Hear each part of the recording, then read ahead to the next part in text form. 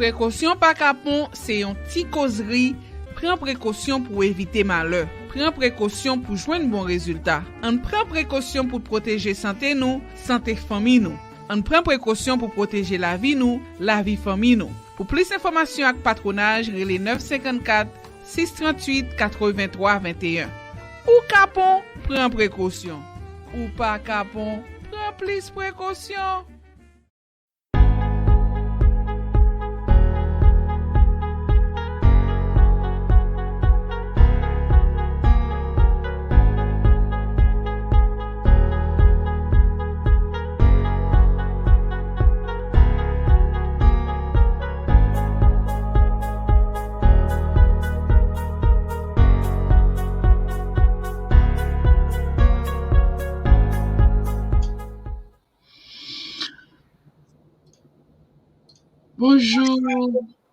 Bonjour, bienvenue sur Précaution par Capon, bienvenue sur Global Business Talk Show. Today we're going to have a show that could be both in English and Creole. That would have to be up to my guests.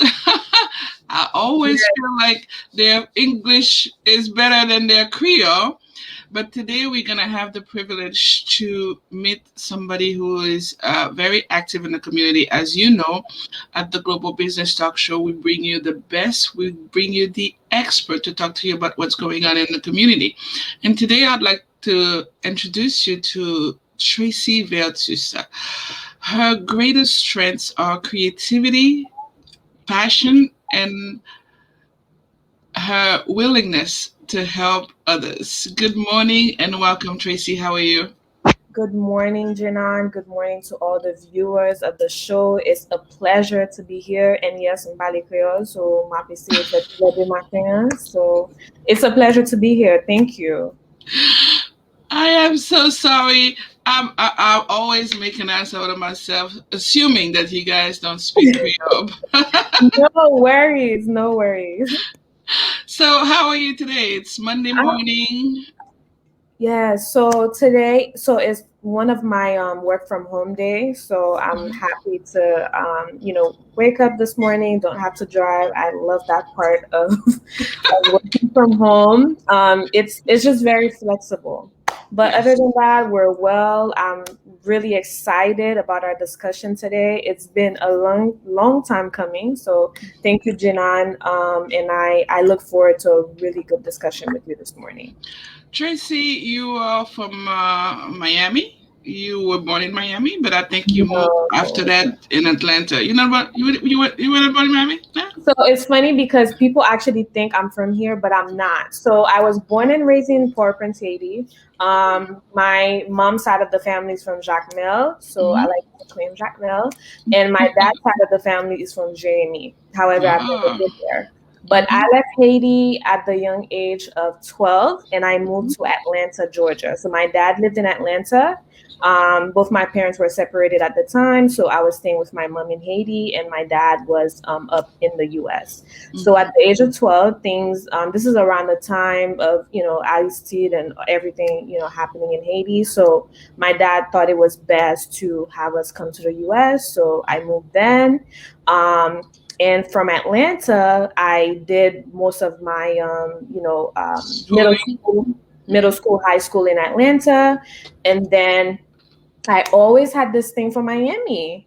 And I think it's one because I wanted, at the time when I lived in Atlanta, there wasn't a huge Haitian community, and I wanted to feel connected. So I've always said, wherever I go, there has to be Haitians in my community. So I actually applied for schools in Miami and got accepted to Barry University. So I moved to Miami for college. And I've actually been out here ever since. So I did leave at one point after graduating, and I moved back to Atlanta. I worked with the nonprofit organization there for about a year and a half. And then I got recruited to another position here in Miami. So I moved back, and I've been here since. So how do you like Miami? Do you prefer Miami to Atlanta? I love Miami. I call it my second home. And I think the reason why is because it doesn't, even though I didn't have a lot of family here, it still felt like family because of the people that I've met here, throughout my college years. So I like it. I do love Atlanta. I think they both have their own strength and weaknesses. Like Atlanta, to me, it's and especially now Atlanta is growing, so I do see myself like settling down in Atlanta. But for now, like Miami, Fort Lauderdale is like my home. Yeah. I believe that the reason why people think that you are from Miami, it's because at one time you were the president of the Haitian Student Association at the college, so you were very active. Was that your first experience in being passionate about the Haitian culture and what Haitians do as a community? Okay. Yes. So I mean, what I always like to tell people is I'm one of those Haitians that even though I left Haiti, like I was still very engaged and very involved. So my mom, to this day, my mom lives in Haiti. So I go to Haiti like in a year, probably 4 or 5 times. I'm always there. I also have uncles that are doctors in Haiti, and they're very involved in the community. So I do support some of their initiatives. But my role in being the president of that organization was really that connection, right? I wanted other young people in the diaspora to get a better understanding of our culture. And through that role, I was able to participate in a lot of community engagement activities here in Miami. One that was always like one of my favorite events that we did was the Little Haiti Health Fair down in Little Haiti. I really enjoyed that, just being out in the community and being helpful. So that was definitely, I wouldn't say the first role that got me closer to my Haitian community, but something that I took on to help other young Haitians get connected to their culture.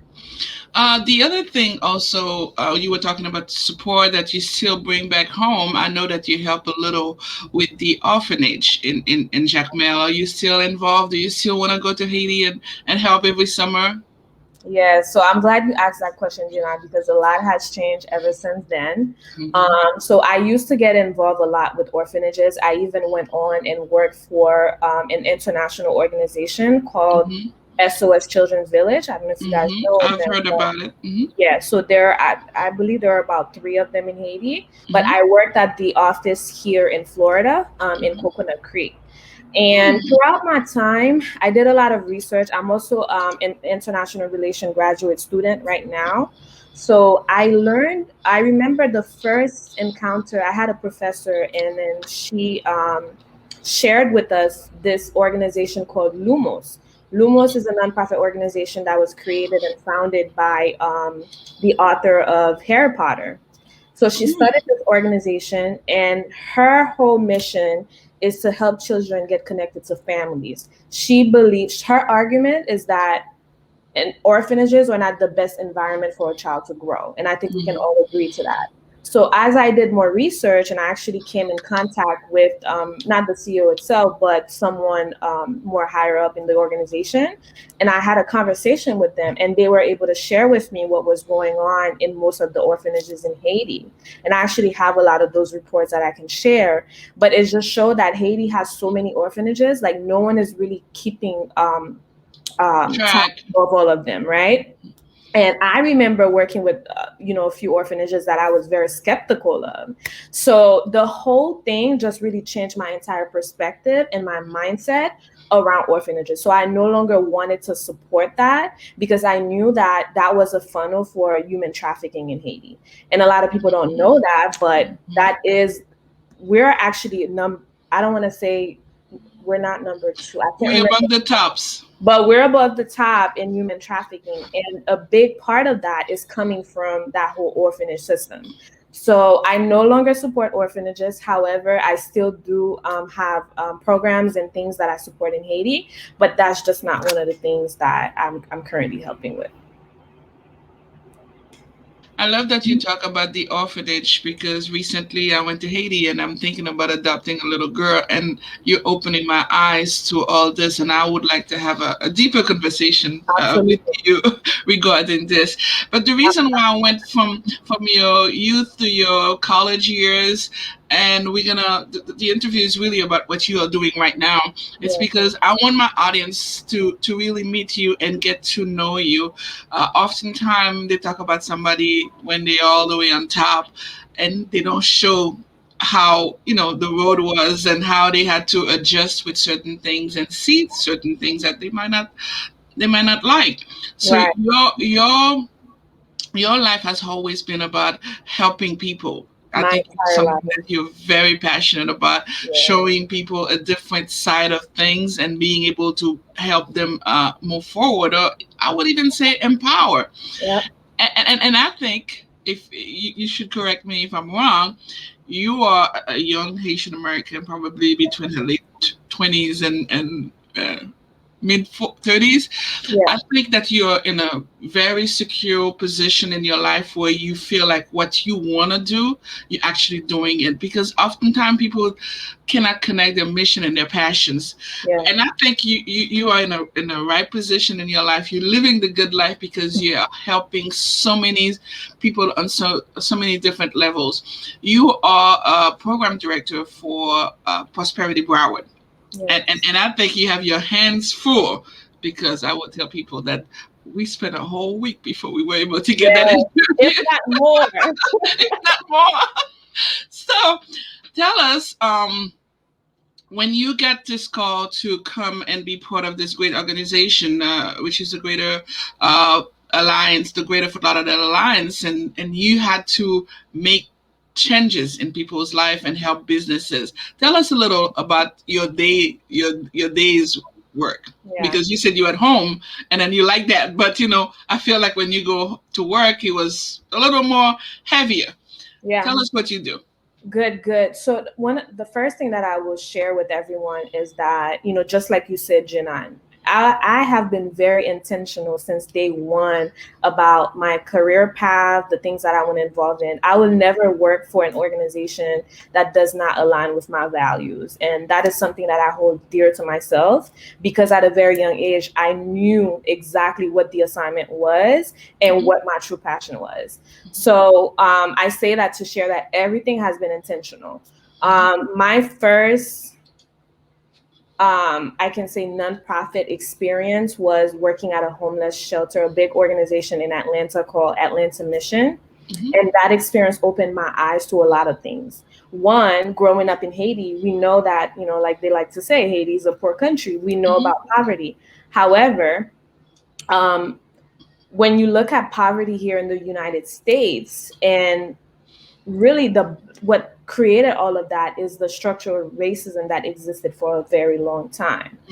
And my argument is that you have a lot of organizations that are doing a lot of great work and have great programs. However, no one is really looking at the root cause of poverty.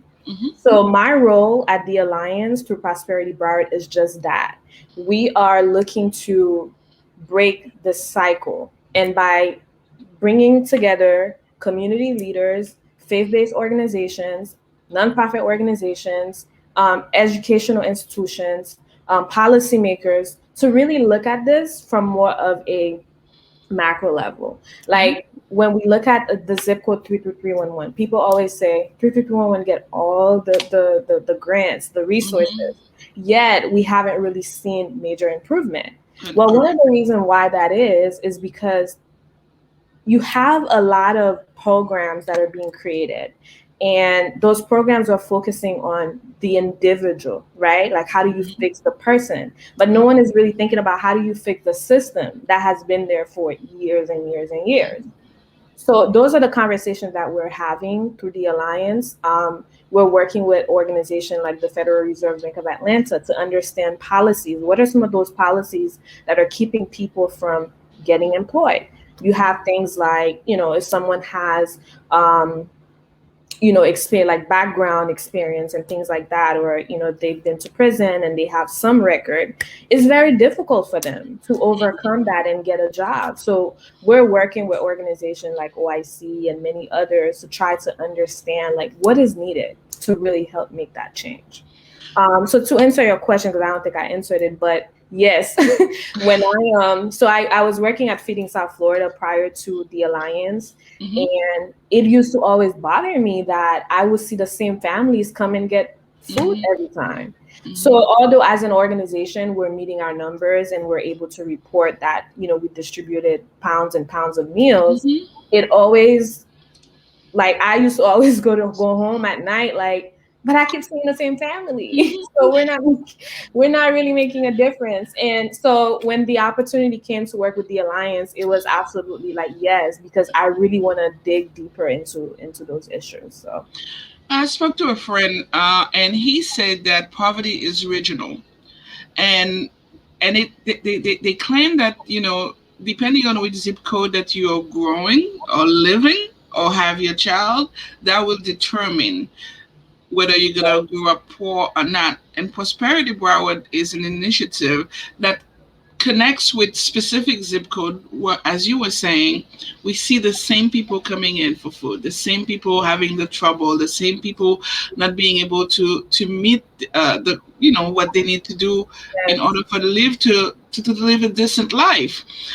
Now, tell us a little about the zip codes, and it's such a great idea that you were collaborating with organization like OIC, because many people don't know what OIC is about. And you spoke about the fact that people who were incarcerated, they need to get back to the workforce. So tell us about the zip codes in Broward County. And we're going to talk a little about our projects together, but tell us about the zip code in general. What are the most the challenges that those zip codes are facing? Absolutely. So the zip codes are 33311, 33309, 33313, 33319, 33069, and 33023. So you have parts of that Fort Lauderdale, Lauderdale Lakes, Lauderhill, Pompano Beach. Then down south you have the Miramar area, parts of Hollywood, and West Park, right? Now it's six zip codes, but it's really 12 different municipalities. We did a study prior to us starting Prosperity Broward. The Alliance conducted what's called a skills gap analysis. And for those of you who don't know, the Alliance, we are Broward County Public-Private Economic Development Partnership. So back in 2016, we wanted to get a better understanding of our workforce. So we conducted a skills gap, and that report led to the creation of Prosperity Broward, because what it showed is that although at the time, Broward County had a very low unemployment rate, and I believe it was about 3%, in those zip codes, you had 14% or more, right? So you have pockets in this Broward County that we're all celebrating and saying, hey, we have a low unemployment, but in those areas, you have very high unemployment. And this has been an ongoing challenge. So the Alliance, we created a committee at the time. It was called the Distress Area Subcommittee. And that committee brought together business partners, nonprofit organizations to really begin understanding what could we do. And that's really how Prosperity Broward was created. What we found in the zip codes are that you have, one is high poverty, high unemployment. You also see that there are a lack of resources in a lot of those communities. One of the things that I did when I first came into, when I was first brought on, I was just provided with a white paper and said, hey, there's a problem, and one of the first things that I did was an inventory of the zip codes, like trying to understand, well, what are some of the resources that are there? And what we found is that you have a lot of nonprofits, but we didn't really see schools, which was something that was interesting. So you have the school, but they're not directly in those zip codes, right? And then the other thing was childcare. Childcare was a big issue and I think now we just had a meeting with the Early Learning Coalition, is actually because of COVID, we're seeing that a lot of those childcare centers have to shut down because they're not, they don't have the capacity to stay open. So childcare became an issue because parents can afford childcare. Then you have unemployment. Well, a lot of time they don't have the skills that they need, or it could be transportation. That's also a problem. They don't have a way to get to and from work. So there's all of that plays into, what I don't like to refer to them as distress zip codes, but more economically challenged areas. Exactly. So basically, your job is about capacity building.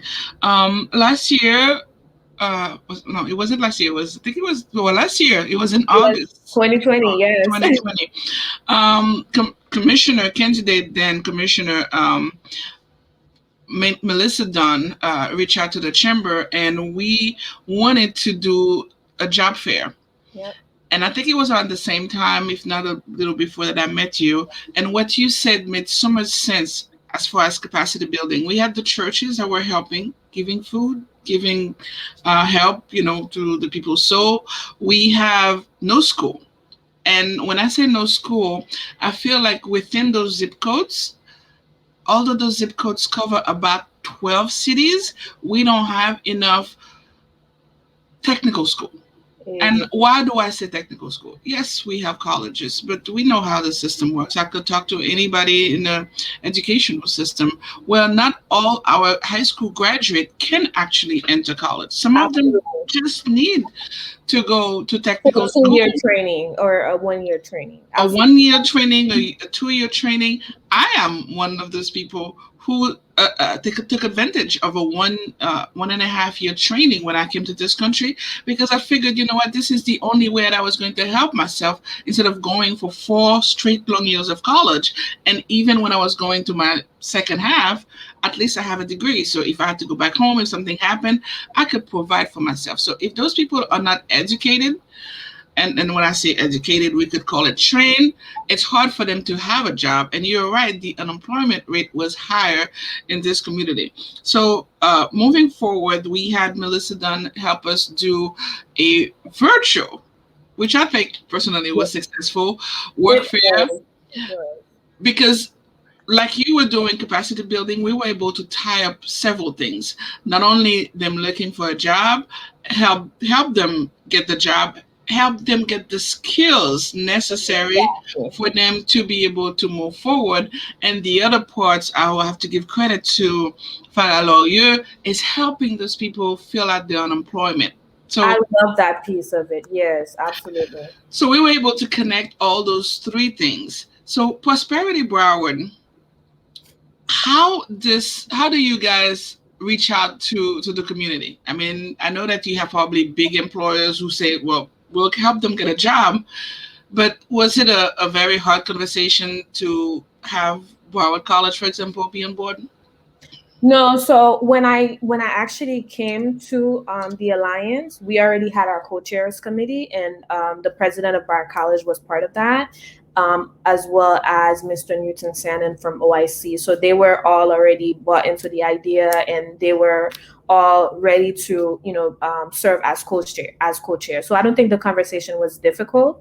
But also what I will add to that is, like you said, a lot of time we know that one of the issues in those areas is that people lack the skills and the training that is needed for some of those jobs. So as we're working with employers, it's important for us to make sure that we have a ready workforce for those jobs. So is bringing in the training providers like Broward College, like OIC, Urban League, the technical colleges is important, because they're the one providing the training. So part of what we've been exploring right now is trying to understand what the job market will look like in the next 5-10 years, and how do we start getting people prepared for those jobs, right? We know that with COVID, we did lose a lot. I mean, especially in the hospitality, tourism area, there were a lot of job loss there. But what could that be replaced with? What are we seeing is coming up? One area, and you just mentioned it, Janan, is the trade industry. There are a lot of concerns around that area because some of the workers in that field, they're now aging out. And we're not seeing a lot of new people getting trained in that. So part of what I see, I mean, to me, that's an opportunity right there to get those residents in those zip codes engaged, because those programs, they're less costly. And again, you don't have to be in school for 4 years. So one of the conversation when I have with younger folks, and you and I are college graduate, and we feel torn hearing this.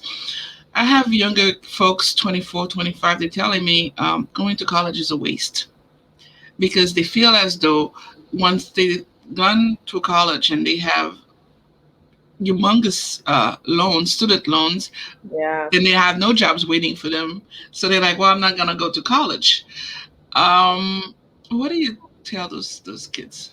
Yeah, so that's a really big one, especially now we have a changing workforce. Mm-hmm. And what I like to tell young people is try your best to stay like ahead, right? So we're paying attention to now. I think there's a big push in like technology, the Mm-hmm. digital world, like a lot of things are moving online. So how do you make sure that you're getting some of those skills? The other part too is the way I like to frame it is I always, whenever I go out and I do a presentation to high school students, I always tell them there's two routes. There's the 4-year college route, and then there's the other route, which could be the 2-year training at a technical college or whatever. You might decide you want to be a musician, whatever it is. I always try to tell my students, like, try to understand what is it that you want. If your goal is to become a doctor, then you know that, yes, it makes sense for you to go the college route and etc. But if you really don't know what you want to do, which I think a lot of people make that mistake, they don't know, so they're like, okay, well, I hear that college is the right thing for me to do, and they just go. Rather, they could have just went to technical college and did like a 6-month or a year program, which I highly encourage young people to do now because those are good paying jobs. I'm talking about 80,000 and so on. I'm actually working with a company right now, and we're trying to help start like a career exploration series. So bringing employers to talk to students about some of the different opportunities that are in their field. So like a boating company, because people, and I think what it is too, Jinan, is that a lot of time those jobs are referred to as dirty jobs. So like people don't really want to associate themselves with that. But there are organizations that are doing a really great job at creating campaigns around that. Like I know there's here in Broward, I can't remember the name of the organization, but they started what's called Salty Jobs. And it's a series of videos about different jobs within the marine industry. And it's very interesting. They have a young person that is going out every day and he's creating new videos. And that's helping young people to see it's really not that bad. And you're making great money. So I try my best to approach it both ways because you are going to have students that do want to go the college route. And like I said, if they want to become a doctor, etc. But we also have to educate them that, there are other pathways. There isn't, it is not just one pathway anymore. There are several pathways. So we just have to be sure that they're educated on those. You earlier mentioned the OIC of South Florida, and I was going to tell the folks listening that OIC is a 501c3 nonprofit organization, and they are good at helping people becoming self-sufficient through workforce development training, family strengthening, and job placement.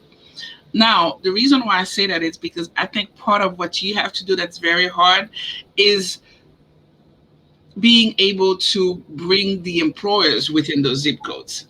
Yeah. Within those zip codes, you will not see big organizations like Macy's, like City Furnitures. They go outside of those zip codes. Is there a way that we could get those people to go into our community? Yeah, so that's a very big question. And what I would say is that in our current conversation with employers, especially now with everything that happened with COVID, but also with the Black Lives Matter movement, I think companies are beginning to take a different look at like their organizations internally, right? And I think they're now more open to having this conversation.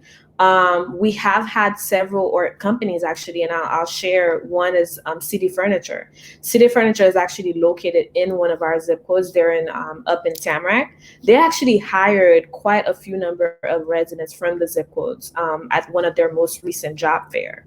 And we have other companies, like the other day I worked with Prosperity Broward. There was a Tesla virtual job fair. So we try our best to bring, the residents to hear about those opportunities.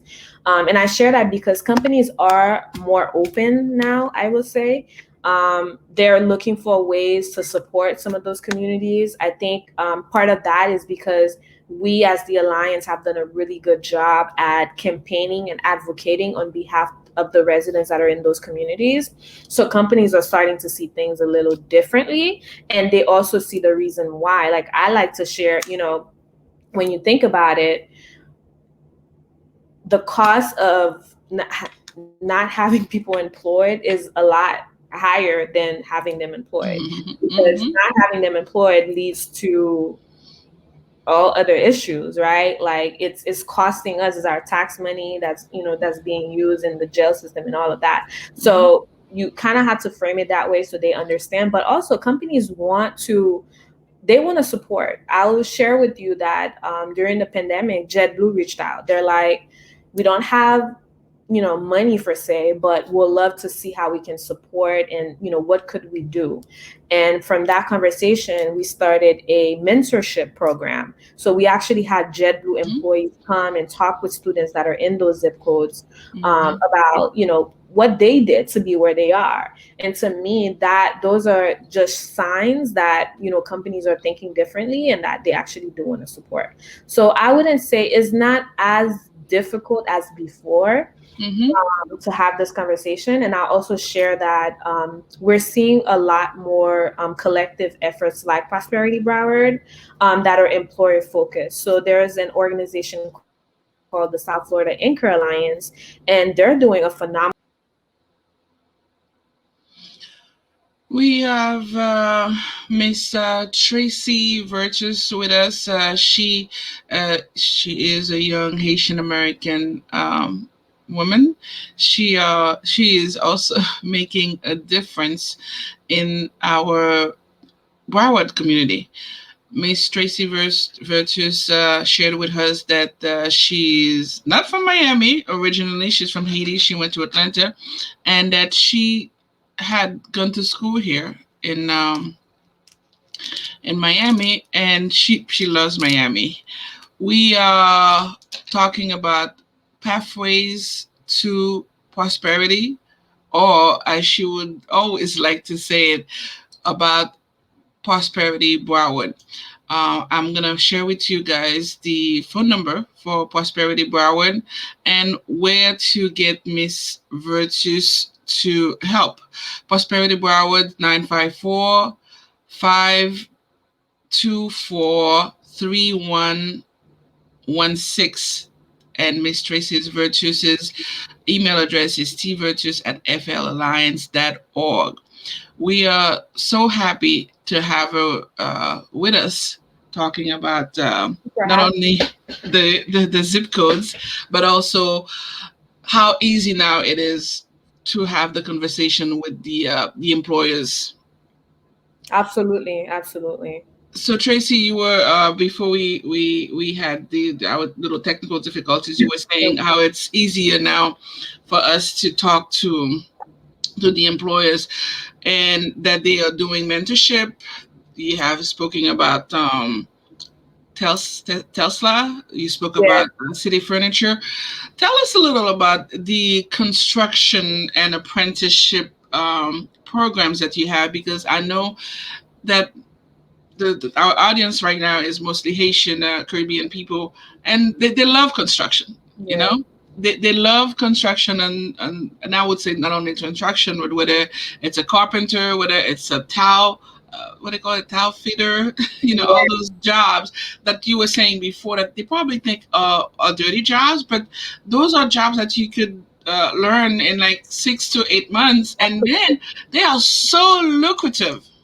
Absolutely. You hit it on the nail, Jinan. So one of the policy changes, because I spoke earlier about policies, and that's really what that's a big focus of Prosperity Broward, because that's how we ensure the sustainability of the program. And I personally, I think it's amazing that we've moved toward those steps. One of the organizations that we partnered with is Broward County's Office of Economic and Small Business Development. And prior to when I first started Prosperity Broward, one of the big wins that I think we've had is the Broward County ordinance that pretty much says for any project here in Broward County that is $5 million and more, 10% of that labor force of that workforce have to be apprenticeship. So we have in the county actually employed, and shout out to Catherine. I don't know if she'll be watching, but Catherine Menace, yes. Yes, at the county, she oversees that project. I know that we have been in conversation and meetings. They haven't fully launched the program yet, but it is definitely coming very soon. But part of what apprenticeship really is, for those of you that don't really know, it's a really great opportunity. It's a pay as you learn opportunity. So as you're getting your training, you're getting paid. And I'm telling people you just have to sign up, even if you don't think construction is your area, find out more information, learn about it. I've personally met with some of the trade industry companies and others. They're very excited. They're willing to work with us. But again, we really want to make sure that we're finding the residents, right, that are interested in this. I know I have meeting, I believe this week coming up, where we'll be talking more about this program. So as I learn more, Jinan, I will definitely share the information with you so you can share it out with your audience.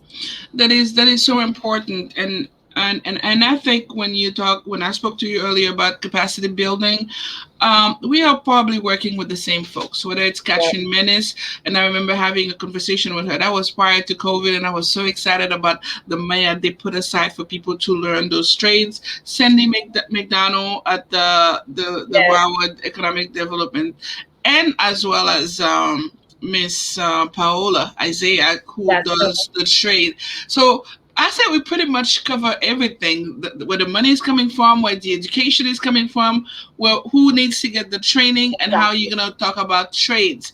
But as a young person, let's not forget about the younger folks. Things like digital marketing. Broward College offer those courses, because my 23-year-old might not want to be a construction worker, though his best friend told him, "You're wasting your time in college. This is how much I could make in construction." He's a younger friend. But for the people who want to be involved in the digital world, does Broward College or OIC, do they connect those kids? So definitely, I know Broward College has those programs, and I didn't mention this earlier, but Broward College has a new program called Broward Up, and they're also focusing in those same 6 zip codes, and they offer free classes, guys, free classes that you can take. Now, I'm not 100% positive on the digital marketing if it's a free course that they provide, but I do know that they do offer those courses. And I'm glad that you mentioned that, because that is something else that I really want young people to understand, is that you have so many resources, guys. Like, there are websites like Coursera, there's Khan Academy, there's all these online platforms where you can literally take a course and within hours you're like certified in like Jinan mentioned, digital marketing, etc. But if you are here in Broward, I would recommend that you reach out to Broward College, take a look at their website. They definitely do have digital marketing courses to help you. Well, I think that was a good way for me to help you give yourself a shout out, where people need to actually go to the prosperitybroward.org website. And if they go to resources, they'll be able to see so many different colleges, so many different organizations that are here to help the community and help them move forward. So last week I was having a conversation with Commissioner Dunn, and we are planning a return to work fair, just like you were saying. It was so successful. And somebody says, "What about Tracy?" And somebody says, "Well, Tracy is very busy." But we do think that collaborating with your organization and with yes, and we look forward. I do have, I believe she emailed me, so I'll have to get back to you all. But we certainly want to be a partner with you guys on that. I have companies that I'm working with right now that are looking for people. So I think this is a great opportunity to bring in the employers. So I look forward to that. And I'm glad that you all are bringing that back. I thought it was a great event, and I'm hearing a lot of good ideas being thrown out. So I'm really excited. Yes, we are very excited about it. The chamber is going to be 9 years old, and I think we are working hard in making sure that this community is moving forth, because our motto is liberty to prosperity. I don't think we could consider ourselves free if we don't have any money. If our food is coming from somebody, our paycheck, our everything is it depends on somebody else. As we are closing this conversation, tell us, what is it that you do for fun? Because all I hear is work, work, work. No. All I hear is all those organizations, working with you, wanting to do things with the community. What is it that you do for fun? Sorry to put you on the spot. I like that you asked that question, Janan, because many people may not know this, but I absolutely love traveling. I take the work-life balance very serious, so I really do try my best. It's difficult now because not only am I, I have Prosperity Broward, I also have my own personal things that I've been working on, and I also have my nonprofit, and I'm in school. So you're in school? Yes, I'm getting my master's right now. So you have a lot of things going on. I do. I really do. But I do love traveling. So most recently I went to Costa Rica for a week. So I just kind of I'll be like, okay, the next 3 months we're working, and then we'll take a break after 3 months. So I do my best to try to, put some traveling plans in there. But definitely that's my fun thing to do. Do you feel like your experience with the nonprofit help you be who you are and understand how to balance life? Yeah, so I would say that not even my experience with nonprofits. So I didn't share this earlier, but when I first moved to the US, and I moved to Atlanta for maybe about a year or so, my dad was really on a quest to find us a really good church. And I remember going to different churches, no, this is not it. This is not it. And finally we found this Methodist church, and I always have to share the story because I think I am who I am because of my church family. And part of what I really what I mostly remember about my time there is the mission trip. So every year I went on a mission trip with my church for about a week, and I had the opportunity to travel all over the United States. We worked on several different projects, home renovation projects for people that were less than fortunate, maybe didn't have the means to, fix their home after a hurricane. So I did that for about 6 or 7 years.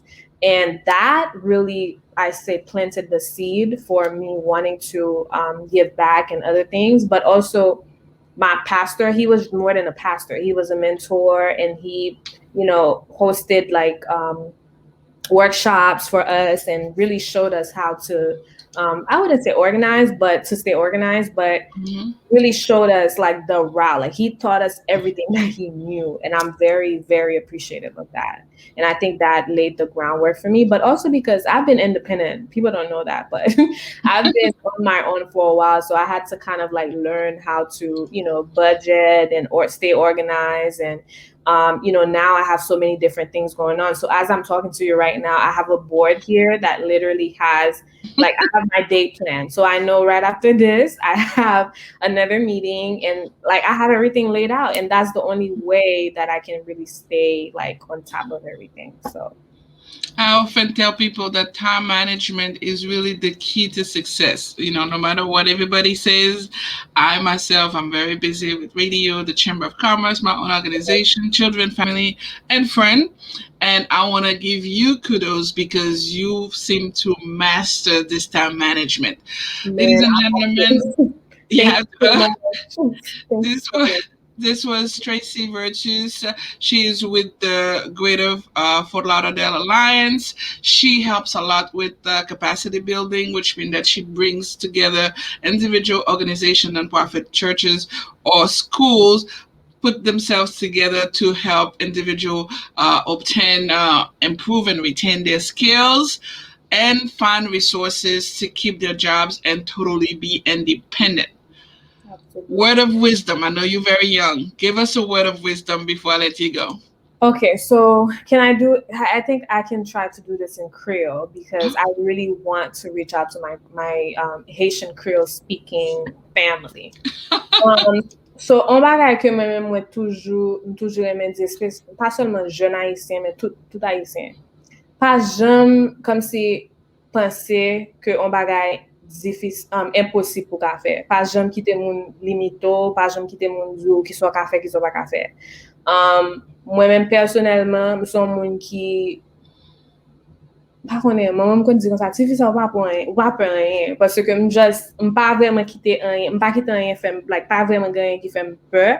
Moi pas quitter et moun comme si bam limite di mais qui ça pour faire ou bien qui ça pour nier.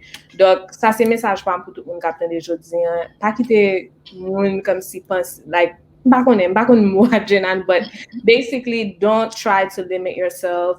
Don't think, dream big, guys. Like there's like so many opportunities out there. So dream big and stay true to who you are. That's my word of wisdom. Dream big and stay true to who you are. And I'm gonna finish this show with a very good song of Emily Michel, who I bet you like. I love her. And then les gros chanter qui dit just ça. Pour dire mon Dieu que pas quitter que la société ou bien la vie en bon limite. And I'll say it to you. Thank you so much. Thank you. Thank you for being on the show. Thank you. Absolutely. Have a good one. You too.